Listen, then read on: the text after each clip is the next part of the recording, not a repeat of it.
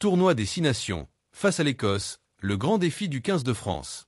Le 15 de France doit s'imposer face à l'Écosse pour remporter les 6 nations.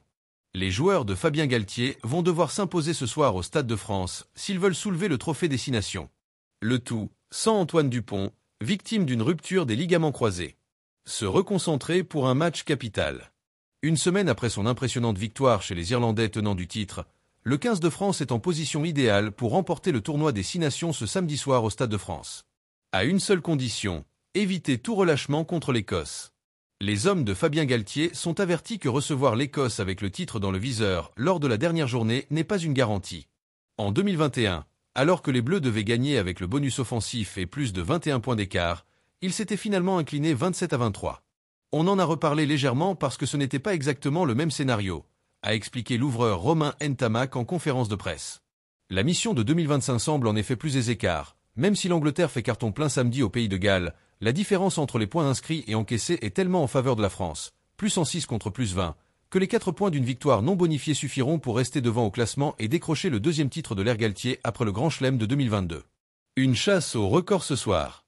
Dans tous les cas, la France, qui joue après l'Irlande en Italie et l'Angleterre dans le traditionnel Super Saturday, terminant le tournoi, saura à quoi s'en tenir au coup d'envoi. Jusqu'à présent, l'Écosse n'a pas fait la meilleure impression dans cette édition, mais reste un adversaire très dangereux qui n'a perdu que d'1 point en Angleterre, 16-15, et a fait le travail avec 2 victoires bonifiées contre l'Italie, 31-19, et le Pays de Galles, 35-29. Mais en face, la France s'avance avec le plein de garanties, que ce soit son attaque de feu ou son banc destructeur, ainsi qu'une grande confiance après sa performance majuscule en Irlande.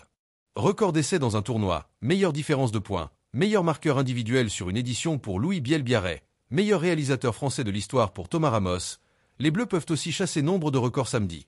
Ils jouent un rugby qui s'appuie vraiment sur leurs points forts. Parfois, avec un pack massif, certaines équipes ralentissent le jeu. Ils sont capables d'associer cette puissance à un style offensif, ce qui signifie que le jeu sera rapide, qu'il y aura des passes après contact et que les arrières auront le ballon, a loué le sélectionneur écossais Gregor Townsend, estimant voir le meilleur rugby pratiqué par une équipe de France. Malgré cet hommage, les Bleus sont prémunis contre tout relâchement, ont assuré staff et joueurs au cours de la semaine. Fabien Galthié en a remis une couche au moment de la présentation de la composition des équipes jeudi. Il faut être vigilant parce qu'on est des latins. C'est vraiment dans notre génétique de parfois être dans l'incapacité de reproduire des performances. J'ai toujours une alerte là-dessus, je ne lâcherai pas les joueurs là-dessus, a-t-il insisté. Un match capital, sans Antoine Dupont. D'autant que les Bleus devront faire sans Antoine Dupont, gravement blessé au genou droit lors du match contre l'Irlande. L'habituel capitaine est resté auprès de ses partenaires au cours de la semaine malgré la douleur, mais sa présence au Stade de France pour soutenir ses coéquipiers est incertaine, selon Galthié. Le capitanat est confié logiquement au 3e ligne Grégory Aldrit, qui avait tenu ce rôle lors du tournoi 2024, et son poste derrière la mêlée est occupé par Maxime Lucu, auteur d'une entrée éblouissante contre les Irlandais après la demi-heure de jeu. Fabien Galthié a aussi décidé d'appliquer la même recette que lors des 2 derniers matchs, en alignant un banc avec 7 avants et un seul arrière.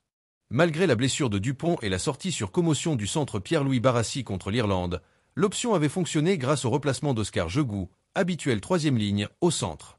Poste qui sera cette fois occupé par le revenant Gaël Ficou, dont l'expérience, il va égaler Philippe Sella au premier rang des joueurs français les plus capés dans le tournoi, 50 matchs, offre d'autres garanties de ne pas céder au moindre relâchement. Merci de bien vouloir vous abonner et de cliquer sur j'aime.